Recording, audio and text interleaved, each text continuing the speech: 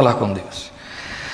Ó Pai, obrigado mais uma vez por esse momento em que podemos retomar esse estudo da tipologia, tentando nos ver nele, tentando nos achar, enquadrar ali. Ó Pai, a nossa confissão de acordo com a Tua proposta eterna, que mais do que qualquer outra coisa, essa vertente da Tua revelação mostra para nós.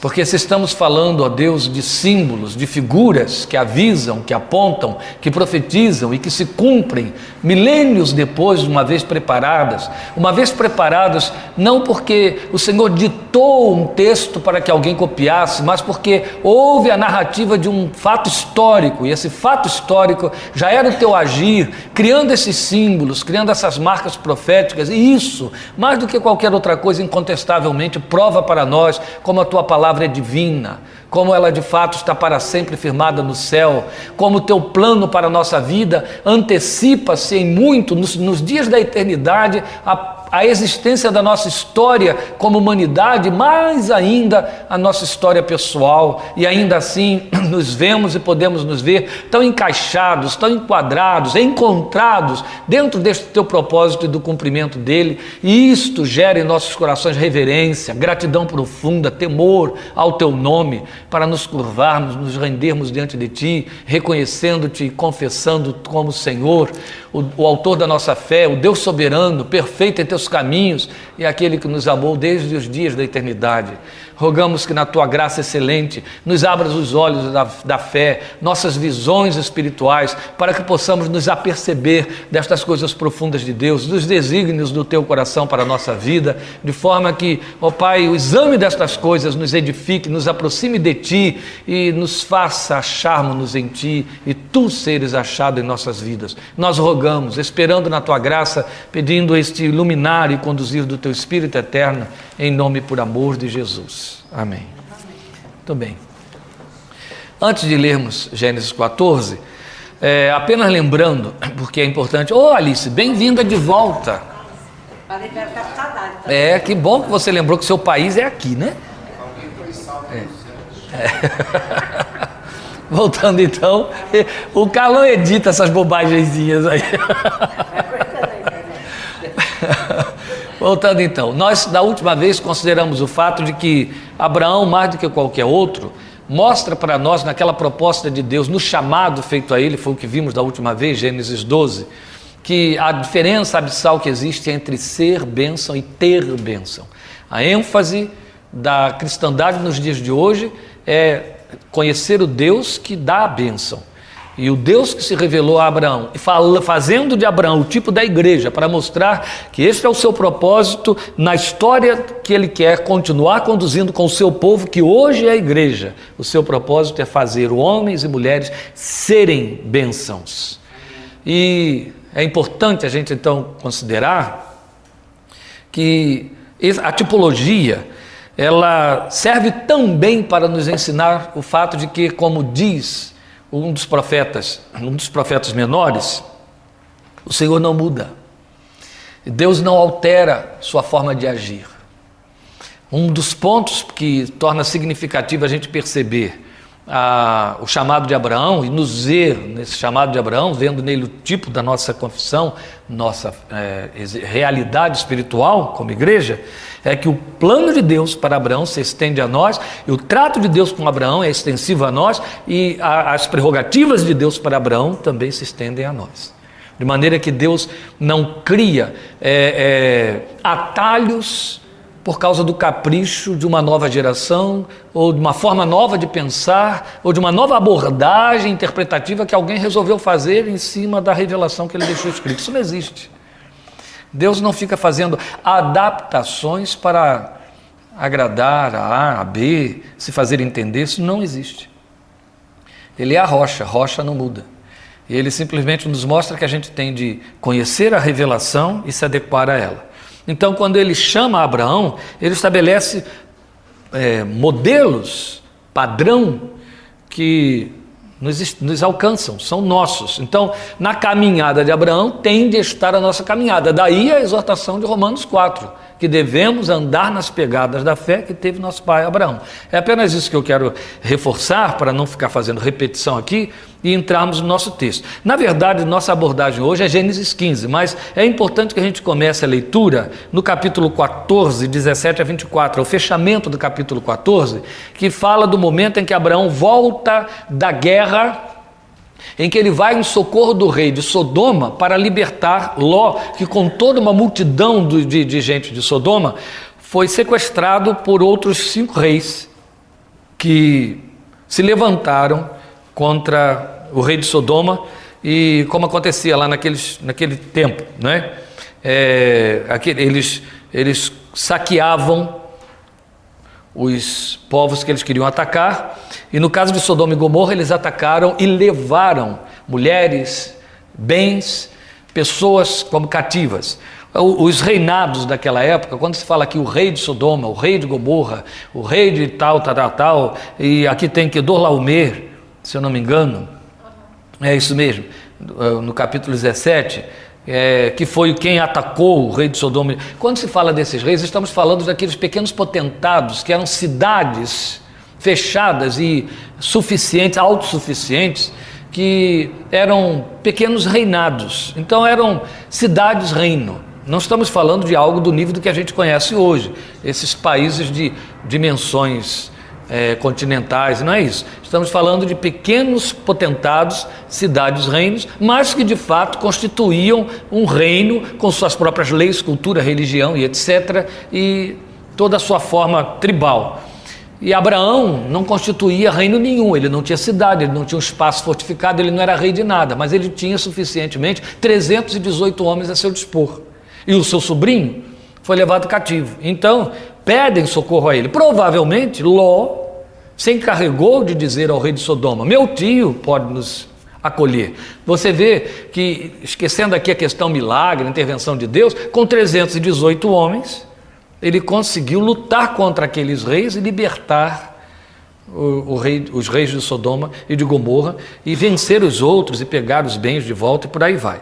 Então, depois dessa guerra, e até por conta da sua espiritualidade, é momento então de tributar a Deus gratidão pelo grande livramento. E aí o texto do capítulo 14, a partir do versículo 17, nos fala de um momento especial em que há um encontro inédito entre Abraão e um sumo sacerdote chamado Melquisedeque. Versículo 17 diz: voltando a Abraão da vitória sobre Quedorlaomer e sobre os reis que a ele se haviam aliado, o rei de Sodoma foi ao seu encontro no vale de Savé, isto é, o vale do rei. Então Melquisedeque, rei de Salém, olha aí, também chefe de um outro potentado, está vendo? E sacerdote do Deus Altíssimo, trouxe pão e vinho e abençoou Abrão, dizendo: bendito seja Abrão pelo Deus Altíssimo, Criador dos céus e da terra, e bendito seja o Deus Altíssimo, que entregou seus inimigos em suas mãos. E Abrão lhe deu o dízimo de tudo. O rei de Sodoma disse a Abrão: dê-me as pessoas e pode ficar com os bens. Mas Abrão respondeu ao rei de Sodoma: de mãos levantadas ao Senhor Deus Altíssimo, Criador dos céus e da terra, juro que não aceitarei nada do que lhe pertence, nem mesmo um cordão ou uma correia de sandália, para que você jamais venha a dizer: eu enriqueci Abrão. Nada aceitarei a não ser o que os meus servos comeram e a porção pertencente a Aner, Escol e Mamre, os quais me acompanharam, que eles recebam a sua porção. Fiz questão de ler até o versículo 24, por conta da repetição que na oração, no juramento, Abraão faz das palavras de Melquisedeque. Quando você abre a Bíblia, você lê lá sobre Melquisedeque, rei de Salém, sacerdote do Deus Altíssimo, e você simplesmente aceita sem questionar. A Bíblia, de fato, não vai questionar, pelo contrário, vai aceitar e referendar, como você vai encontrar em Hebreus, capítulo 7. Mas a gente tem de questionar uma coisa interessante aqui. Quem conhecia esse homem? De onde ele veio? Quem atribuiu a ele essa posição de sacerdote de um Deus que era também o Deus de Abraão? Da onde vinha essa confissão, esse culto, essa religião? De maneira que esse homem, rei de um potentado, era tido e visto como sacerdote desse Deus. Nem Abraão tinha esse título, não exercia essa função. O fato é que a Bíblia não explica e o autor de Hebreus corre para dizer, sem genealogia, para poder dizer, ninguém conhece seu pai, sua mãe, ninguém sabe de onde surgiu. Não está falando, em nenhum momento a Bíblia está dizendo que era um ser sobrenatural, que era uma teofania, um anjo encarnado. Não. Pelo contrário, deixa claro para nós que se trata de um homem de carne e osso, que era líder do seu povo, rei, e exercia sacerdócio. Quem sabe, muito provavelmente, tinha constituído um povo de adoradores do Deus Altíssimo.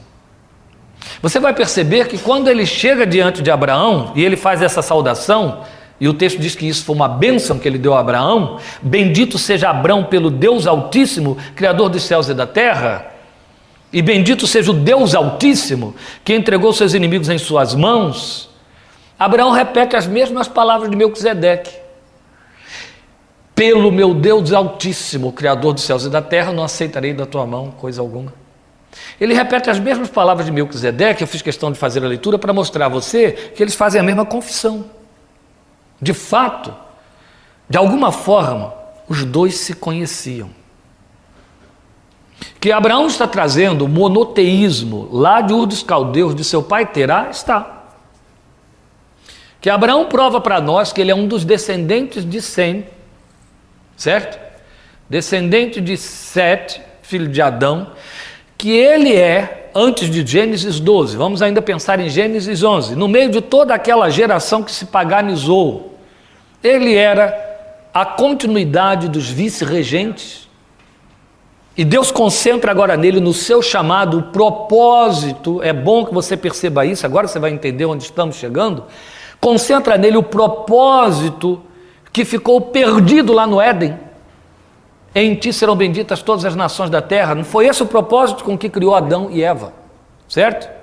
Dominem, deixem eu me divinizar através de vocês aí, abençoando o cosmos que eu criei. Caíram. Então Deus vai levantando sempre alguém na sua geração para manter a linhagem real, até que chega a Abraão. Quando chega a Abraão, ele mostra que na pessoa de Abraão e através de Abraão vai constituir um povo, mas já não tinha. Por que não ficou com o povo de Melquisedeque? Provavelmente.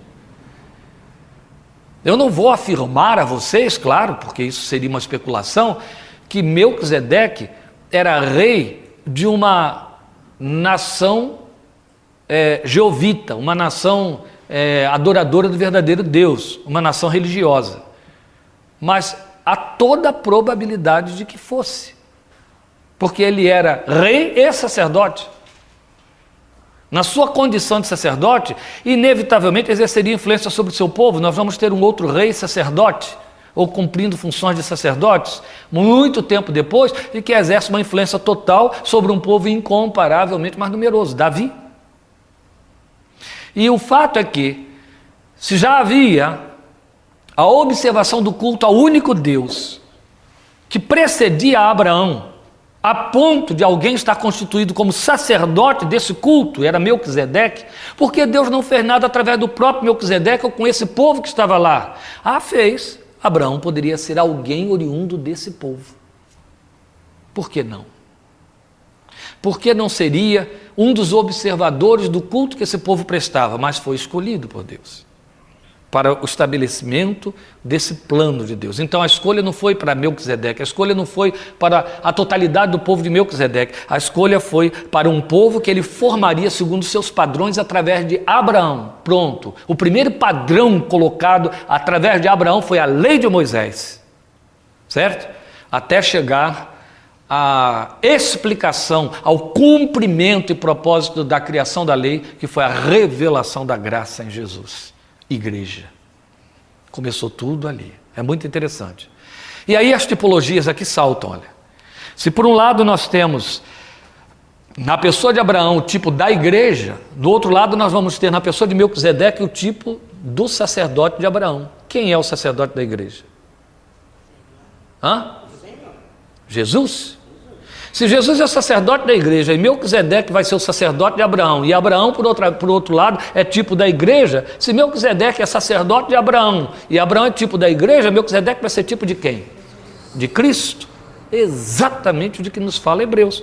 É isso que nós vamos ver. Hebreus capítulo 6, 19 até 7, 4. Eu faço questão de ler o texto todo, porque senão a gente perde. Hebreus 6, de 19 até capítulo 7, versículo 4. Senão a gente perde o significado destas coisas. Eu vou lendo aqui na minha versão. Hebreus 6, 19, o texto diz assim: temos esta esperança como âncora da alma, firme e segura, a qual adentra o santuário interior por trás do véu, onde Jesus, que nos precedeu, entrou em nosso lugar, tornando-se sumo sacerdote para sempre, segundo a ordem de Melquisedeque. Chega o texto de Hebreus dizer que Melquisedeque tinha uma ordem sacerdotal, da qual Jesus é tipo, ou melhor, antítipo. Ela era tipo, essa ordem era tipo da ordem de Jesus. Havia uma ordem sacerdotal, a arônica, criada nos dias de Moisés, certo? O texto de Hebreus vai dizer que a ordem de Jesus era superior à de Arão, porque não pertencia à lei.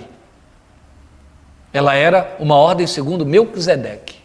Olha só, para dizer que Melquisedeque tinha uma ordem sacerdotal. Aí vem o capítulo 7 dizendo: esse Melquisedeque, rei de Salém e sacerdote do Deus Altíssimo, encontrou-se com Abraão quando este voltava depois de derrotar os reis e o abençoou. E Abraão lhe deu o dízimo de tudo. Em primeiro lugar, seu nome significa rei de justiça, depois rei de Salém, quer dizer rei de paz. Melquisedeque, Melquisedeque, por isso que significa rei de justiça. Rei de justiça, Tsadê, justiça no hebraico, Melech, rei, por isso o nome dele, Melquisedeque, é assim que ficou na nossa língua. Mas também tinha um apelido, rei de Salém. E aí o texto está dizendo, ele é rei de justiça e rei de paz, que Salém seria um derivativo de Shalom, paz. Rei de justiça e rei de paz. Olha como ele é um tipo perfeito de Jesus, até no nome, estão percebendo aí? Sem pai, sem mãe, sem genealogia, sem princípio de dias nem fim de vida, feito semelhante ao Filho de Deus, ele permanece sacerdote para sempre. Volto a dizer a vocês, o texto está usando aqui uma linguagem alegórica, não para dizer que esse homem era um ser sobrenatural ou que ficou um ser sobrenatural. É para dizer que ele surge na história sem explicação, é só isso. Sim. Não seria o simbolismo do Espírito Santo hoje, que nós temos como Espírito Santo? Melquisedeque, não, o texto está dizendo claro aqui, olha, no versículo que eu acabei de ler, que ele é semelhante ao Filho de Deus, entendeu? Então, para mostrar que é tipo literal de Cristo, o Filho de Deus. Considerem, versículo 4, a grandeza desse homem, até mesmo o patriarca Abraão lhe deu o dízimo dos despojos. Depois eu salto um pouquinho para o versículo 9. Pode-se dizer que Levi, que recebe os dízimos, que agora Levi faz parte da... Levi aqui, bisneto de Abraão, faz parte da ordem sacerdotal arônica, certo? Filho de Arão. Levi, que recebe os dízimos, entregou-os por meio de Abraão, pois quando Melquisedeque se encontrou com Abraão, Levi ainda não havia sido gerado. A minha versão põe desse jeito, as de vocês põem como está no rodapé da minha. Estava no corpo do seu antepassado, ou ainda estava nos lombos de Abraão, como dizem outros textos, certo? Não é isso? Bem, o que é que nós queremos considerar aqui? Vamos para dentro da tipologia aí do capítulo 14, que ela é muito bonita. O que é que Melquisedeque, quando vai ao encontro de Abraão, leva para oferecer a Abraão? Leia aí no texto, versículo 17.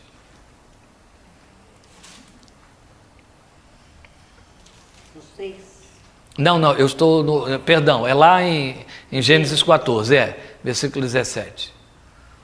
O que ele leva ao encontro de Abraão? Pão e vinho, certo?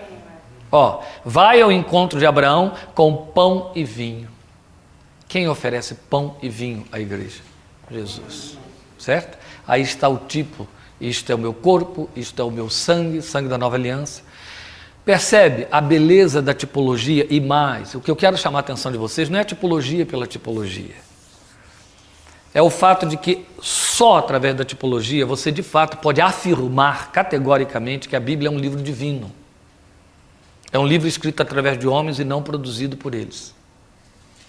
Porque uma coisa é você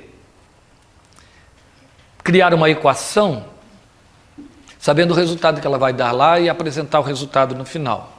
Aí você pode mudar os fatores como você bem quiser, para poder complicar o pesquisador, para que depois ele chegue àquele resultado. Se ele colocar ali alguns dos fatores, como você elaborou, ele dá uma simbologia para o X, dá outra para o Y, e etc. No fim ele consegue, altera, mexe daqui e dali, pum, chega lá, acha aquele resultado, porque ele conseguiu pensar como você que criou a equação. Outra coisa é você levar em consideração uma história que está sendo formada ao longo de milênios e está tendo registro através de homens de lugares e culturas diferentes e sob circunstâncias adversas e às vezes sob adversidades.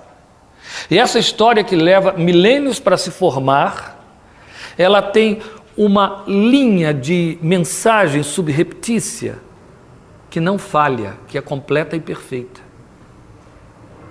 Quando o autor de Gênesis 14, que é Moisés, escreveu o segundo livro da Bíblia, porque presume-se que o primeiro foi também escrito por ele, e Jó seria o primeiro livro da Bíblia, escrito por Moisés.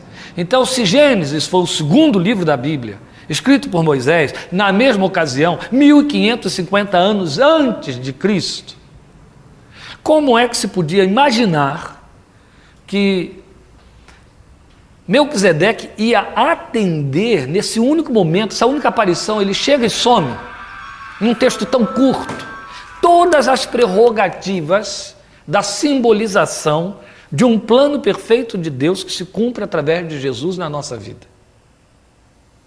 Em nenhum momento, quando Jesus pega o pão e pega o vinho e diz, este é o meu corpo, este é o meu sangue, ele diz, porque foi assim que Melquisedeque fez. Melquisedeque levou comida para Abraão, gente, foi só isso. Só que a comida que Melquisedeque levou, que poderia ter sido queijo, leite, figo, carneiro, poderia ter sido tanta coisa, pão só, pão com outras coisas, foi apenas pão e vinho. Ah, mas isso era muito comum, mas também era comum o queijo, o leite, o figo, a pasta de figo, o bolo da farinha, tudo isso era comum. Aquelas coisas que Davi comeu quando estava em guerra, voltando da guerra, e que pediu lá na casa de Nabal, poderia ter sido. No entanto, outra coisa, poderia ter levado várias coisas e também pão e vinho. Não, ele levou exclusivamente pão e vinho, na condição de sacerdote. Exatamente o que Jesus, como sacerdote da igreja, oferece a ela: pão e vinho, para ser memorial. Qual é a resposta devolutiva de Abraão? E aí nos aponta como igreja: Abraão dá o dízimo daquilo que foi o fruto da bênção. Ele entende que Deus o abençoou com a conquista sobre os reis. Então ele dá o dízimo dessa conquista e dá ao sacerdote. Ele recebe uma instrumentação espiritual, faz uma devolução temporal, exatamente como Paulo vai prescrever para a igreja tantos milênios depois, não tantos milênios, milênios depois, não é? Vai prescrever para a igreja, vai mostrar à igreja que ela vai devolver com bens materiais para abençoar ou sustentar aqueles que lhes ministram espiritualmente. Mas nós temos aqui pão e vinho, e do lado de cá uma resposta gratulatória na forma de dízimo. Aí eu fiz questão de ler lá em Hebreus 7, o texto dizendo que Levi pagou dízimos naquele ato de Abraão, para chamar a sua atenção para uma coisa: ninguém pode, né? Isso aí é que a gente tem que estar condenando nos descuidos da grande maioria. Ninguém pode estar estabelecendo doutrinas isoladas, forma de cultuar, em cima de coisas que você interpreta num texto aqui ou outro. Mas existem textos que despontam para nós como apontamento de verdades que precisam ser levadas em consideração. Aqui está uma. Quando o texto diz que Levi, de certa forma, é assim que a minha versão põe, pagou o dízimo quando Abraão o fez, ainda que ele não existisse, porque ele estava nos lombos de Abraão, o texto está nos dizendo minimamente que, como você é o veículo através de quem Deus abençoará os demais, né? Está cumprindo a promessa feita através de Abraão, em ti serão benditas todas as famílias da terra. Esta bênção, ela passa por uma inevitabilidade. Aí vai aqui um pouquinho do jargão da psicologia. Uma inevitabilidade que se chama herança. O que eu quero dizer? Não estou dizendo a você que porque você é crente, inevitavelmente seus filhos serão crentes. Eu estou falando de bênção. São coisas diferentes. O que eu estou dizendo é que seus movimentos espirituais, eles vão ter afetações sobre aqueles que saem de você. Aqueles que são a sua repetição. Se nós formos partir para o terreno da ciência, a psicologia diz o quê? Fazemos repetições. Nós repetimos nossos ancestrais. Inclusive, a psicologia mais profunda de Jung vai dizer que a gente repete a nossa ancestralidade até universal, aquela que nos antecipa em séculos. Nós a repetimos. Bem, dia a dia a gente vê que, de fato, as pessoas repetem seus conteúdos primários, sua formação primitiva. Se nós repetimos, inevitavelmente, imagine essa fonte geradora da repetição impregnada de algo que impressiona, que de fato marque. Porque quando falamos de uma repetição, estamos falando da repetição do que não foi determinado, do que não foi ordenado. É repetição do que está no nosso código genético, por conta do nosso código genético ou por conta de observação feita, ainda que de maneira inconsciente. A observação feita por conta de circunstâncias, de impactos afetivos, etc. A criança experimentando pequenos prazeres ou traumas, ela vai criar repetições. Ela observa e absorve, que nem esponja, todos os movimentos dos suas referências, e ela vai repetir isso na vida adulta, tranquilamente. Agora você imagine quando ela recebe uma carga de influência por conta de algo que é natural em você, e aí estamos falando de uma realidade espiritual. Então, de certa forma, o seu movimento nas coisas de Deus vão afetar de maneira direta a sua descendência. Não estou dizendo que o texto da Bíblia está afirmando isso, eu estou falando que nós podemos fazer essa inferência em cima da afirmação do autor de Hebreus, porque ela é muito categórica. Ele não está falando de uma hipótese. Ele está dizendo, Levi pagou dízimos através de Abraão, porque estava nos lombos do seu ancestral. É uma afirmação categórica. É muito significativo, porque de certa forma tem a ver com o que nós chamamos de testemunhos de implicação, criados por Deus. Quando ele elege Arão como sumo sacerdote, ele põe Arão como representante espiritual de toda uma nação. Aí, quando orienta Moisés a criar aquela indumentária do sumo sacerdote, ele diz, olha, coloca sobre os seus ombros ombreiras com pedras, 6 de cada lado, cada uma com o nome de uma das tribos. As 12 pedras vão representar as 12 tribos. Aí ele diz, quando Abraão se inclinar diante de mim, eu vou contemplar as pedras sobre os seus ombros, vou ver ali os nomes dos filhos de Israel e vou me lembrar deles. No gestual de Arão, é muito significativo. Muito significativo. Pessoalmente, eu tenho na memória o registro de uma experiência que é minha só, e talvez não sirva para você, serve apenas como ilustração e com certeza que edifica. Mas alguns já me ouviram contar isso porque eu estou sempre falando demais, mas eu me lembro de muitos anos passados. Eu estava há não muito tempo no Rio, mas no Rio Claro, mas as 3 já haviam nascido. A Areli era pequena ainda, muito pequena. A Areli devia ter 1 aninho, porque eu ainda tinha um carro que eu tinha enquanto meu pai era vivo. E quando meu pai morreu, a Areli tinha 2 anos e meio. Eu ainda estava com esse carro. E eu tinha de ir ao Rio, dar assistência à minha igreja no Rio. Eu ficava sempre uma semana inteira lá quando ia. Era uma vez por mês. E eu lembro de ter dito para a Lília que eu iria sozinho, não ia levar ninguém. Geralmente eu levava meu pai, eu levava minha mãe, eu levava mãe e pai, ou levava ela com as meninas.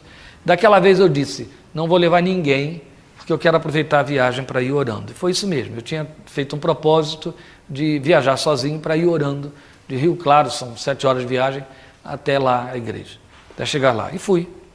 E a viagem mal começou, porque eu estava na Dom Pedro, lá pelo meio da Dom Pedro, e eu estava no momento de adoração, agradecendo a Deus e dizendo ao Senhor, a vida é tão corrida, a igreja sobrecarrega tanto, E é tanta gente pedindo tanta coisa que você leva a sério, né? Não devia, mas leva a sério e fica orando mesmo por cada um daqueles pedidos. Depois eu aprendi, né? Mas naquele tempo eu era bobo, eu acreditava e orava mesmo por cada coisa que me pediam. E aí eu falando para Deus, Senhor, a gente fica levando aquilo tudo a sério, fica orando mesmo por cada um, e com isso não tem tempo de estar orando pela minha família. Olha, minha família está tudo bem, a do outro está toda estragada, oro pela do outro, né? Só que é mentira, do outro não está estragado. Ele é que grita antes da hora sem necessidade, mas a gente acredita, né? Aí eu falei, Senhor, eu não estou orando por ninguém lá em casa, mas eu quero te louvar, porque o Senhor tem feito isso, o Senhor tem agido assim na vida de Laís, na vidinha de Nara, na vidinha de Arely, que chegou. Eu tenho visto tal e tal coisa, eu sei que era necessário, e no entanto o Senhor foi lá, o Senhor agiu, o Senhor fez, sem que a gente lembrasse de pedir, sem que a gente tivesse tempo de pedir. Então eu quero te agradecer, porque o Senhor está fazendo o que eu nem lembro de pedir para o Senhor fazer. Aí Deus me falou claramente, tu ainda eras menino, e eu te ouvi a respeito das tuas filhas. Foi um impacto aquilo. Tu ainda eras menino. Quando ele diz menino, ele estava se referindo aos meus dias de conversão. Me converti com 16 anos, casei com mais de 30. Tu ainda eras menino, e eu te ouvi a respeito das tuas filhas. Eu encostei o carro, porque estava apagado na minha memória. Eu me lembro muito, agora lembro, né? Eu me lembrei muito bem do que aflorou na minha memória com muita intensidade. Quando eu me converti, nós tínhamos uma líder, uma médica já de certa idade, professora da nossa classe, que nos discipulava. E um dos critérios, um dos cuidados que ela tinha na frente dela um grupo imenso de jovens, todos solteiros, tudo com 16, 17 anos, adolescentes. Ela tinha um cuidado muito grande de conscientizar a cada um deles a respeito da vida futura, estudo, casamento, etc. E ela nos levava a orar por nossa vida de casados. Era muito interessante. Quer dizer, ore pela esposa que Deus vai trazer, pelo esposo que Deus vai trazer, ore pelos filhos que vão nascer, não espere acontecer, ore agora, já abençoe esses filhos. Não fica pedindo a Deus, me dê tantos, me dê pouco, não dê nenhum, não peça nada, apenas ore pelos que virão, coloque debaixo do Senhor. E tudo que ela dissesse eu fazia, né? Tudo que o seu mestre mandar, porque eu não aprendi, eu não tinha outra orientação na vida, a mulher estava ali para mim como minha orientadora total, minha sacerdotisa, então eu obedecia tudo que ela dizia, eu estava terrinho na fé, então eu orava, literalmente. Só que isso apagou, gente.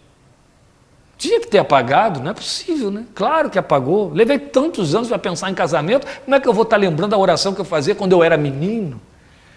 Pois ele lembrou de me lembrar e me dizer, tu ainda eras menino e eu te ouvia quando oravas por tuas filhas. As orações estavam lá diante dele. Ele não disse isso para Cornélio, tuas orações estão em memória diante de mim? Aí eu lembro de Dorcas dizendo, não brinque com Deus, né? Ele leva a sério o que você fala. Por tuas palavras serás julgado, por elas serás condenado. Ele leva a sério o que você fala. Paulo disse isso. O homem dará conta de toda palavra ociosa que sair da sua boca.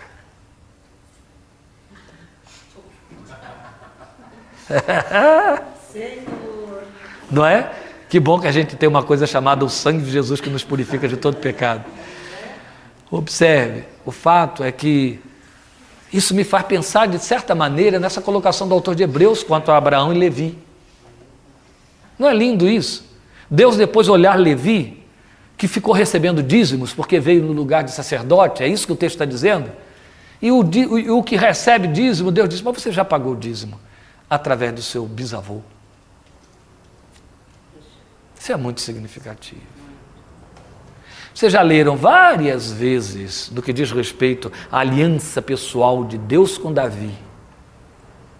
Vocês já leram várias vezes na história dos reis, Deus dizendo assim, por amor de Davi eu farei, mas por amor de Davi eu não deixarei que morra, mas por amor de Davi eu vou resgatar, mas por amor de Davi eu vou manter o reino. Era um canalha que estava lá, era um bruxo, lembram? Um dos descendentes de Davi, que quase que acabou com a história de Israel, Manassés. Nunca houve ninguém pior do que ele. A Bíblia diz que ele conseguiu fazer pior do que Acabe, a quem Deus detestou. Mas era descendente de Davi. Ia destruir completamente a confissão do Deus de Israel. Foi muito além de Acabe nos seus pecados. Se envolveu tanto na adoração a Asdod, ele era um debochado, porque o que ele tinha, vocês já estudaram aqui comigo, os reis, o que ele tinha era um ódio profundo pelo seu sogro, que era seu avô, que foi alguém que militou contra a família da mãe dele, e erradicou os falsos sacerdotes. Ele guardou aquele ódio e ele resolveu se vingar. E aquele homem sacrificou filhos dele, colocando os filhos nos braços incandescentes de Moloque, adorando a Moloque, cometendo o que a Bíblia chama de a abominação de Moloque. Manassés chegou a esse extremo. Como é que estava a mente dele tomada.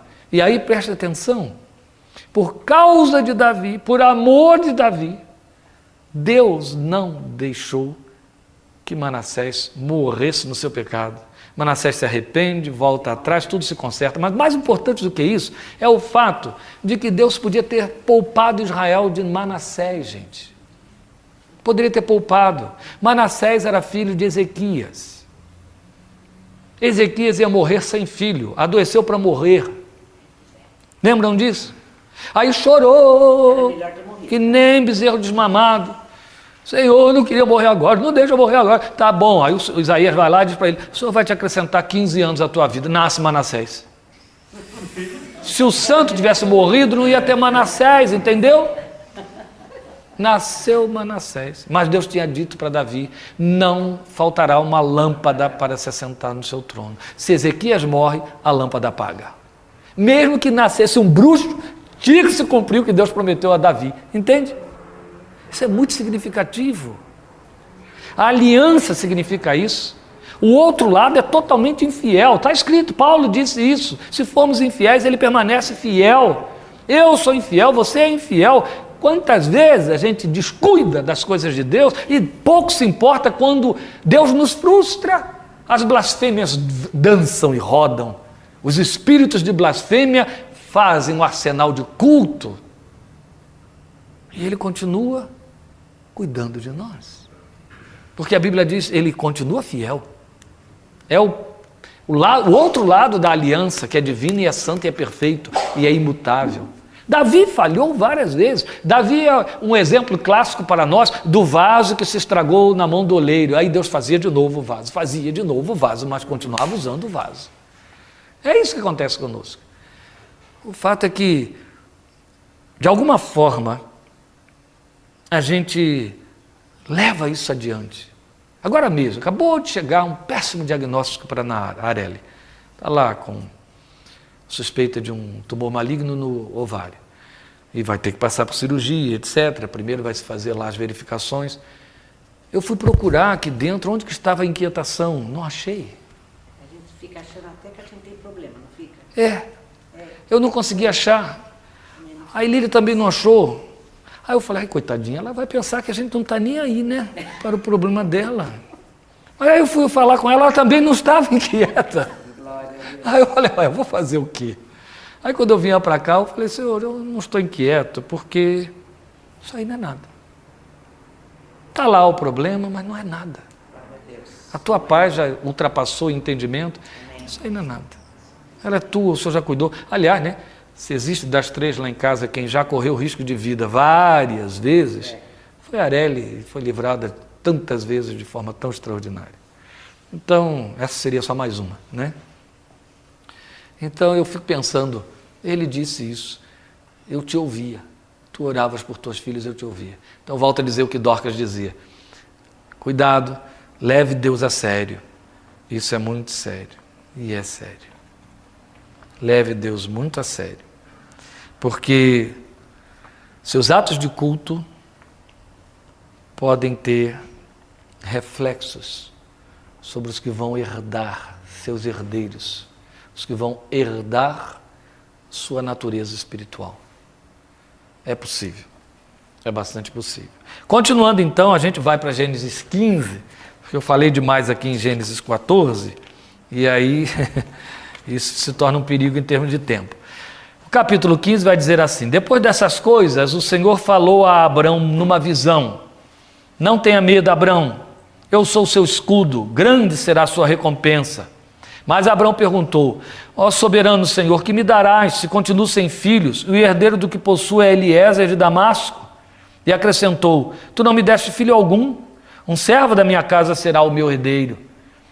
Então o Senhor deu-lhe a seguinte resposta: seu herdeiro não será esse, um filho gerado por você mesmo será o seu herdeiro.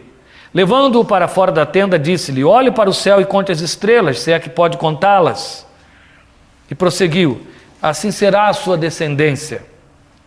Abrão creu no Senhor, e isso lhe foi creditado como justiça. Disse-lhe ainda: eu sou o Senhor, que o tirei de Ur dos caldeus para dar-lhe esta terra como herança.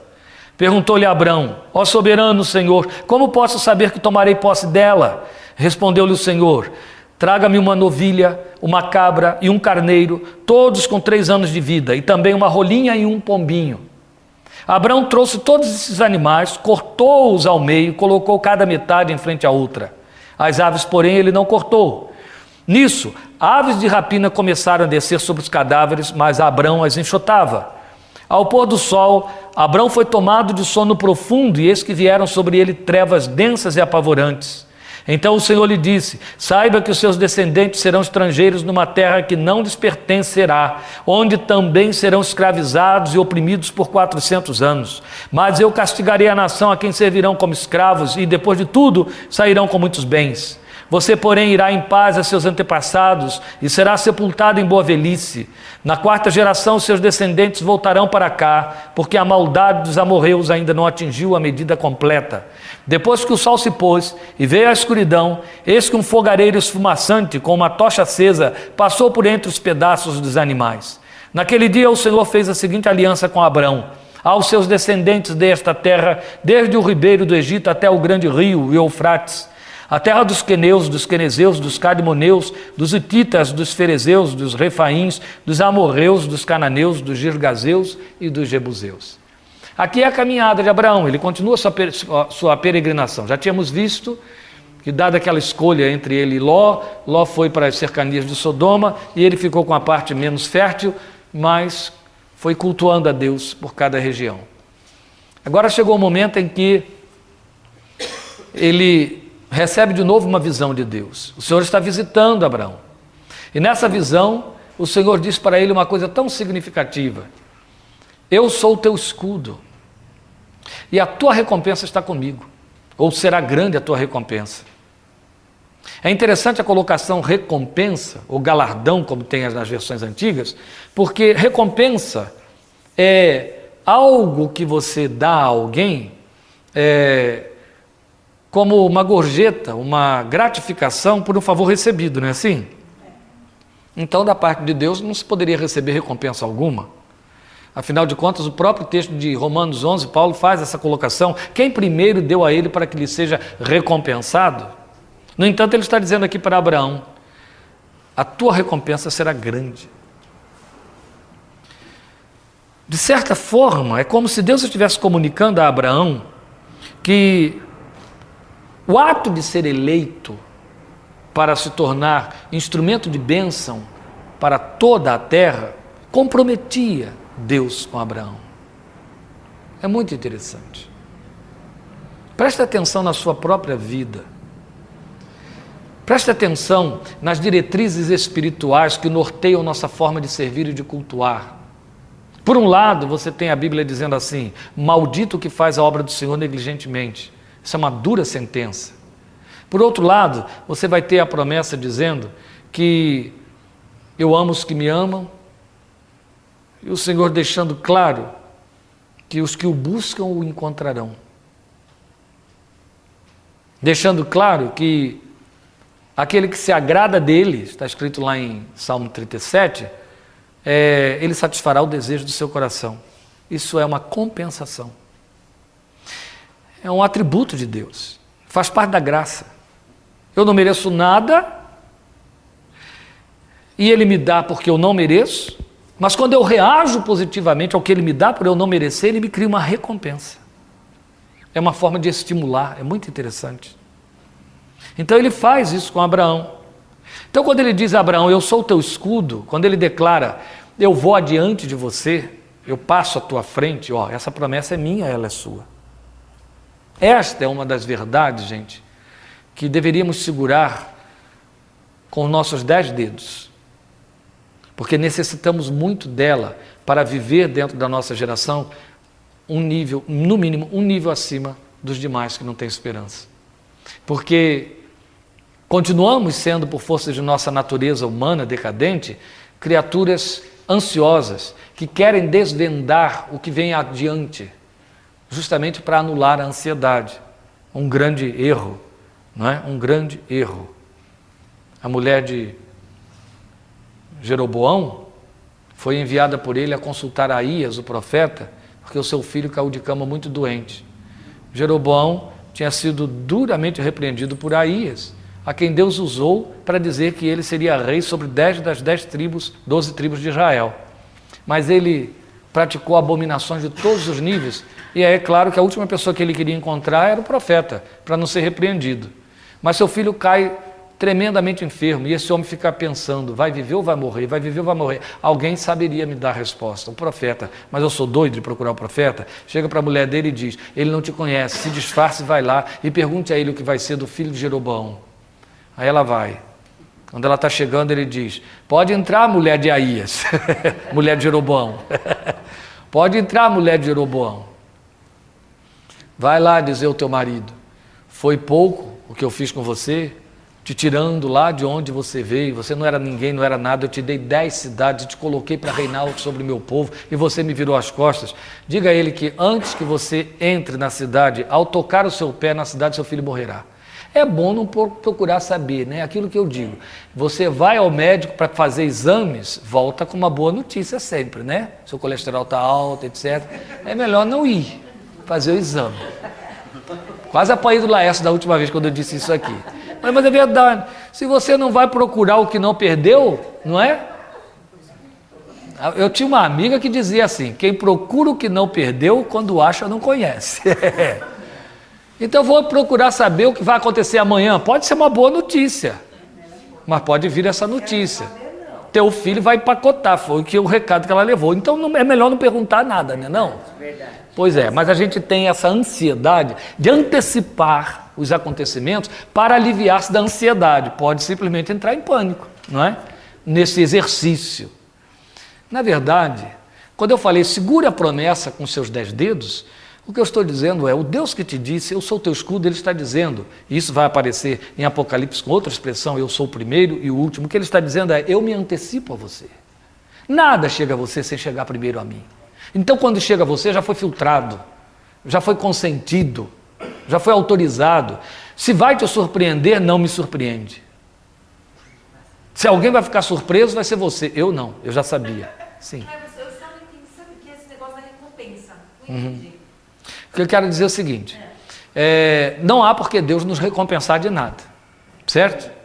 Essa questão de recompensar é um estímulo, é só um estímulo, porque quando Ele te chama, é ato da graça.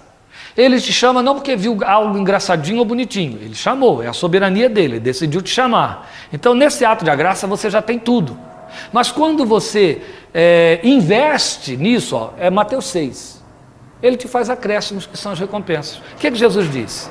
Ó, não corra atrás de comer, do que há de comer, de vestir, nem de acrescentar um covo da estatura, o Pai sabe que você necessita de todas essas coisas. Pronto, isso aqui já é o ato da graça, Ele sabe. Aí Ele vem com a recompensa. Busca o reino em primeiro lugar e a sua justiça, e Ele te acrescentará estas coisas. Isso é a recompensa. Ele está dizendo assim, olha, Ele sabe do que você necessita. Quer dizer, Ele dá conta da coisa, independente se você pediu ou não. Mas não com a mente, vamos dizer assim, sei lá... Vou fazer para receber. Porque então não vai que a gente vai fazer coisa boa para ter... Não é isso. Eu estou falando que é um investimento de Deus que é um estímulo. Faz parte do movimento da justiça de Deus. Ele não pega, segundo a parábola, Ele não pega 10 talentos e distribui 2 com um, 3 com outro, 5 com outro. E aí o que recebe 2 enterra, o que recebe 3 negocia, o que recebe 5 negocia. O que Ele faz? Ele elogia os que negociam, Ele reprova tremendamente o que não negocia, pega o que esse tem e dá o que mais tem. É o movimento da justiça. Tá certo? O sujeito investiu no que a graça fez, ele incentiva mais. É a justiça de Deus. Assim como, de certa forma, ele vai repreender aquele que descreu, que usou de descaso em cima do investimento dele. Mas assim, o que eu questiono, porque muitas vezes a recompensa, coisas que você, teoricamente, você está fazendo dentro dessa justiça, e você, porque eu luto muito com essa questão de justiça. Sim. Eu sou uma pessoa que eu tenho esse negócio muito forte dentro de mim.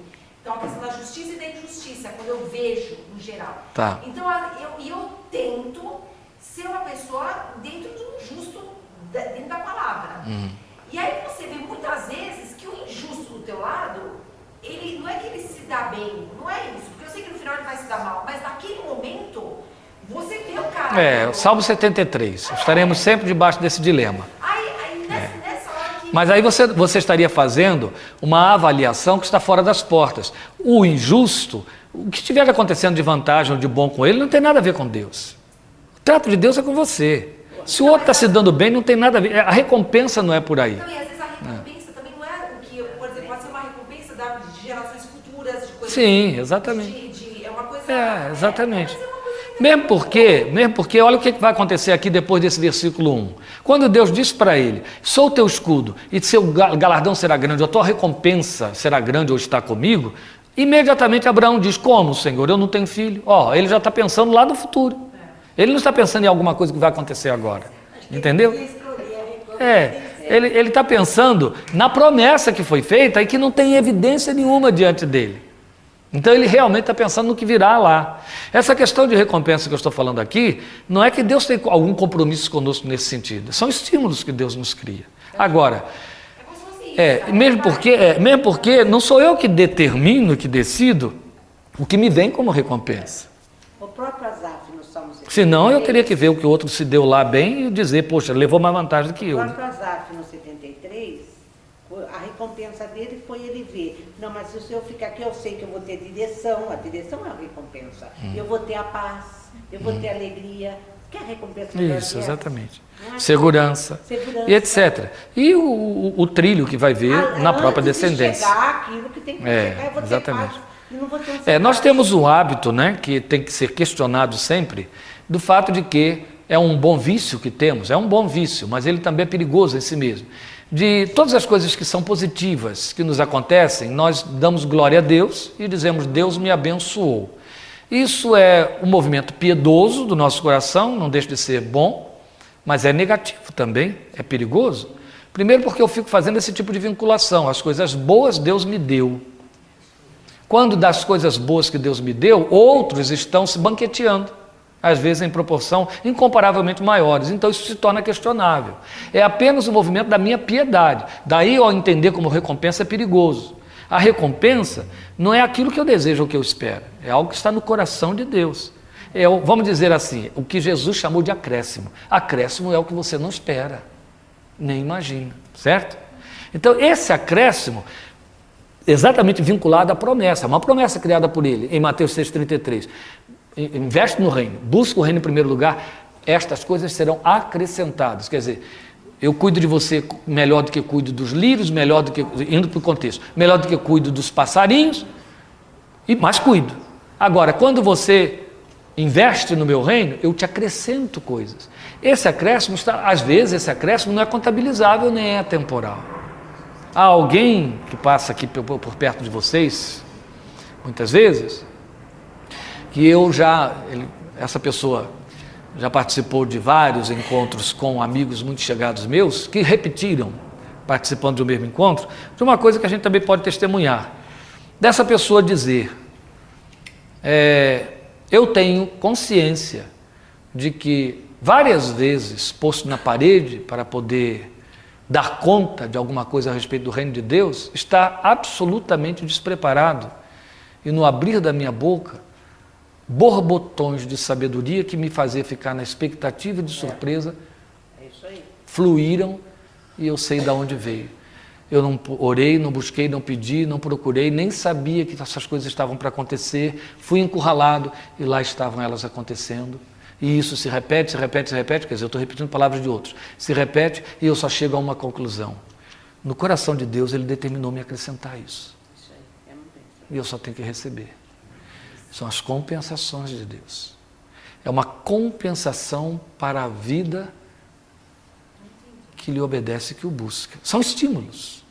Aí é isso que eu chamo de movimento de justiça. Em que sentido?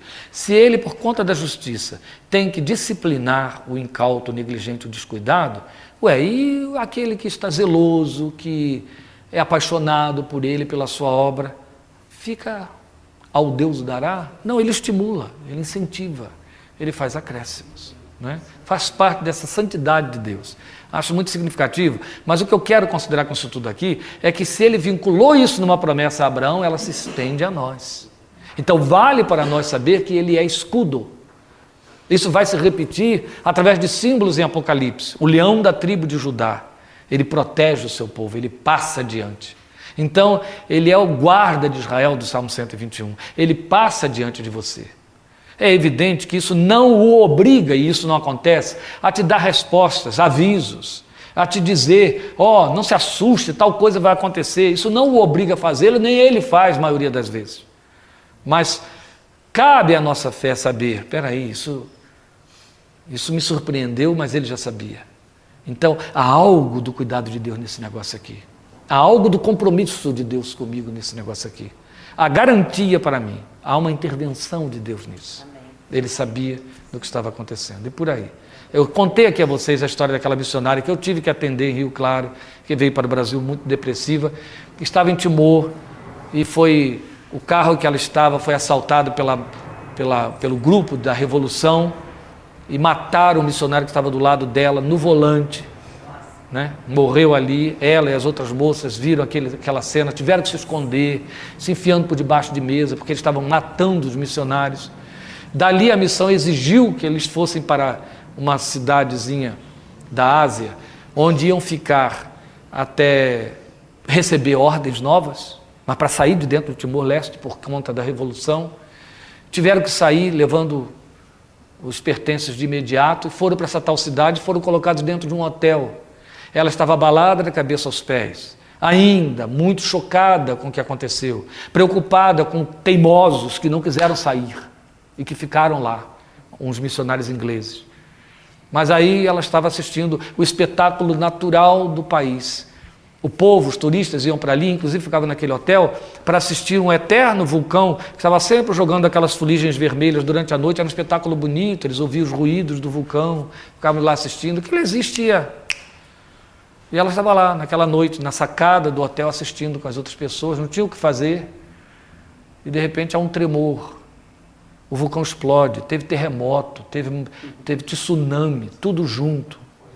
Ela nunca passou por uma experiência dessa em toda a vida dela. Então, veio desespero, escuridão, barulho, grito, morte, despedaçamento, casas caindo. E ela se deu conta de que, ela falou, é uma experiência que não dá para narrar. Não, você não sabe para onde ir, você não enxerga nada, você só ouve vozes e as informações parecem tenebrosas. Está havendo tsunami, mas de onde vem? Onde é onde? Escuridão total, não tem luz. Só tem desespero, grito, gente que esbarra, que atropela, que grita socorro, me ajude. Quem é? E vou ajudar como? Onde eu estou? Para onde eu vou? Ela disse que no meio daquele caos, ela em pânico total, ela pensando, não tenho mais nada, eu não tenho um celular, eu não tenho contato. Ninguém foi onde ela se libertou. Ninguém sabe o que está se passando comigo aqui, agora, e nem onde eu estou. Nem eu sei onde eu estou. Quando ela usou a palavra, ninguém sabe, ela acordou. Ela disse, ele sabe. Há alguém que sabe, que está me vendo. Aí lembrou do Salmo 139. A escuridão vai se fazer luz à roda de ti. Tu sabes. O Senhor sabe o que eu tenho de fazer. Se eu ficar sentada aqui nessa pedra que está embaixo de mim, eu vou ser esmagada. É aqui que eu fico. Mas se eu não ficar aqui, eu vou para onde? Passou uma leva gritando que está vindo um tsunami, mas lá é o monte que está explodindo. Para onde que eu vou? O Senhor sabe que eu estou aqui. Minha mãe não sabe, meu pai não sabe, a missão não sabe, ninguém sabe. O Senhor sabe que eu estou aqui. Eu não vou fazer nada. O Senhor vai fazer alguma coisa por mim. Fez, ela estava na minha sala sentada, sendo atendida por mim, um mês depois. Né?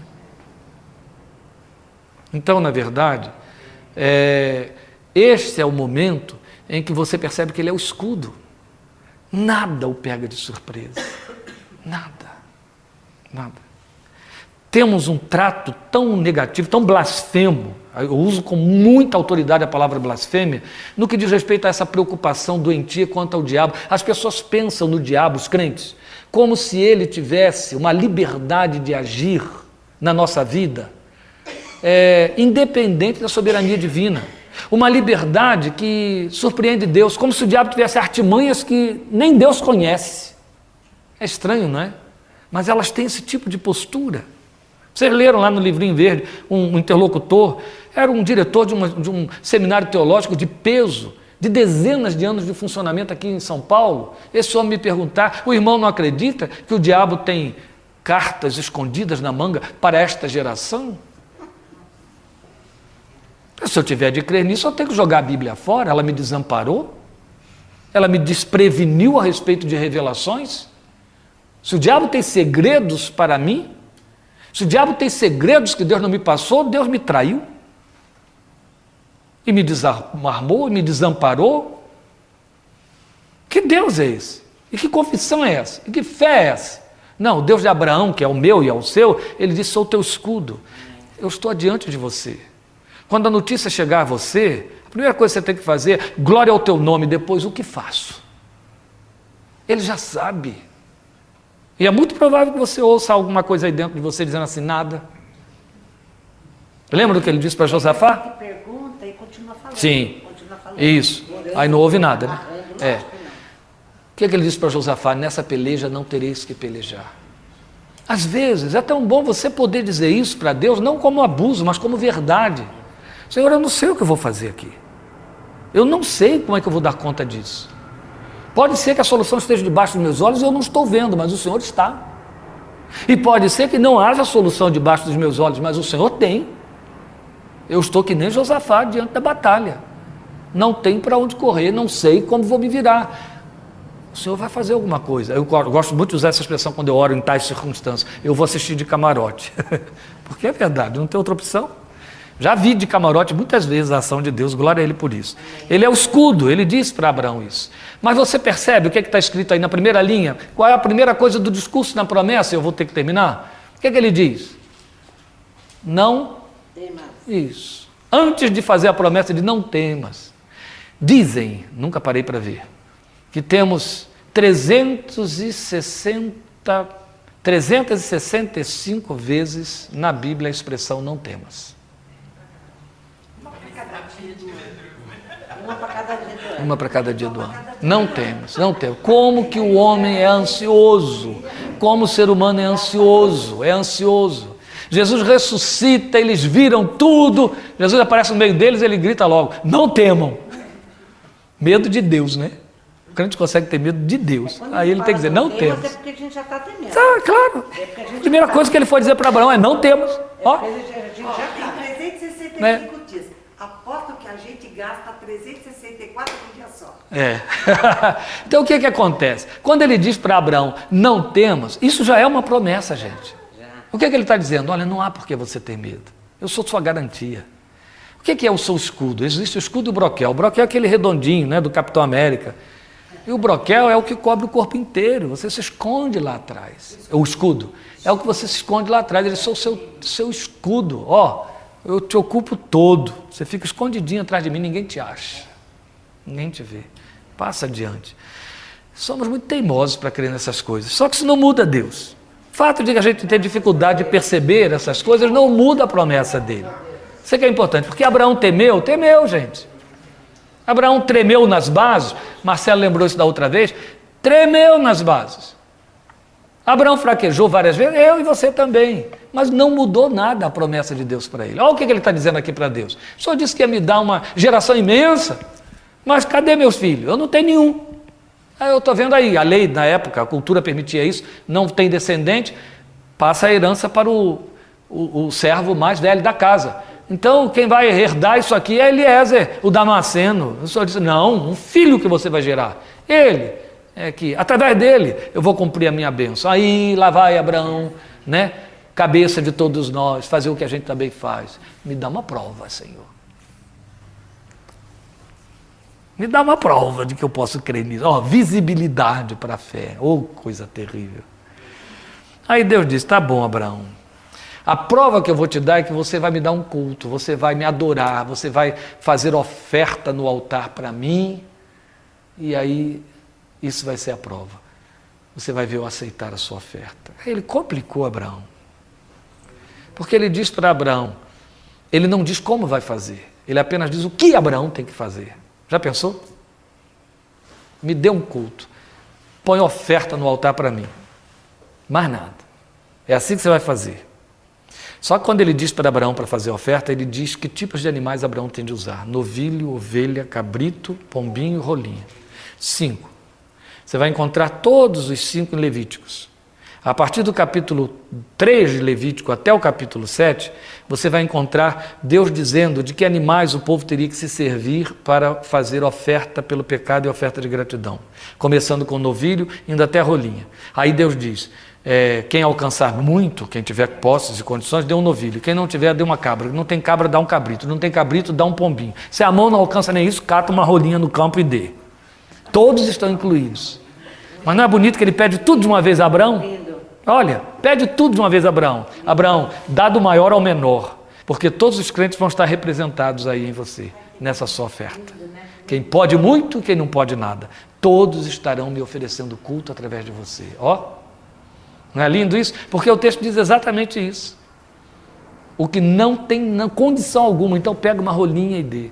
E essa condição de que o texto fala é condição financeira. Mas nós estamos falando de tipologia. A oferta e o culto tem o tamanho da visão que você tem de Deus. A novilha ali, o pombinho, a rolinha, é o culto. A oferta é o culto. Você adora a Deus de acordo com a visão que você tem dele. Se ele é o Senhor da sua vida, aquele que tem tudo para você, você dá a oferta completa, o novilho, de quem nada se perde. Dizem que do boi não se perde nem o berro, né? É só usar depois o chifre, assoprar que sai lá. Então, você dá a oferta completa. Agora, se ele é só o Salvador das alturas, aquele que te salvou e foi voando para o céu, dá uma rolinha. Mas não deixe de dar. Não serve para mais nada, só serve para te salvar lá no dia da morte. Amém? Então dá uma rolinha. Mas ele pode ser aquele que te perdoa de fato os pecados. Aí você dá um cabrito, não é? A ovelha, ele é o seu pastor. Ou então você dá o pombinho. Você só é pentecostal, só quer saber dos dons, né? Só lembra do Espírito Santo. Olha quanta bobagem. Mas na verdade, o que nós estamos colocando aqui é que de fato todos estão incluídos. O que tem uma visão profunda de Deus, até aquele que tem uma visão rasa, superficial, ele aceita o culto dele, aceita a sua oferta, que ele aceitou em Abraão. E aí Abraão, já fechei a Bíblia, gente. Abraão põe lá todas as ofertas e a resposta vem, não é? Não. A primeira coisa que vem é um sono profundo em Abraão, porque cansou de esperar e deu sono. E o sono tomou conta. Mas esperou tanto que as carnes federam e aves de rapina começaram a vir querendo se banquetear e ele tinha que enxotar. Isso tudo tem simbolismo para nós. O que você oferece, parece que Deus não usa e não serve para mais ninguém. Aí não falta as aves de rapina dizendo, joga isso fora, né? Dá para mim. Ele continua esperando. Daqui a pouco, depois de, quem sabe, se desperta, porque foi sono, ainda tinha luz do sol, foi cansaço, bate escuridão. A luz desaparece. E agora que a luz desaparece, entra pânico. Aí o texto diz que ele fica aterrorizado. Olha Abraão sendo provado no silêncio de Deus. A sensação de abandono. Deus não me aceitou, não quer mais nada disso. Mas continua esperando. É bem depois quando as trevas são palpáveis e reais, ou seja, a escuridão real, não é a escuridão psíquica que ele tinha experimentado antes, quando as aves de rapina vieram, mas agora eram as reais, aí Deus intervém. Agora, quando são circunstâncias que ele não controla, antes eram emoções que ele podia controlar, agora são circunstâncias que não dependem dele, aí Deus intervém. E aí a luz, o fogo de Deus chega ali, queima todas aquelas partes, aceita todas aquelas ofertas, e Abraão entende, ele vai cumprir mesmo o que ele me prometeu. É assim na nossa vida. Alguém já trabalhou com isso muito bem, dizendo, você faz a oferta no altar de Deus, e quando o Espírito de Deus te enche, você entende, opa, ele aceitou. Mas até ele te encher, há muito caminho a caminhar, há muita prova, há muito silêncio de Deus, há muita perseverança sendo instigada para gerar o verdadeiro lastro da fé, que é a esperança.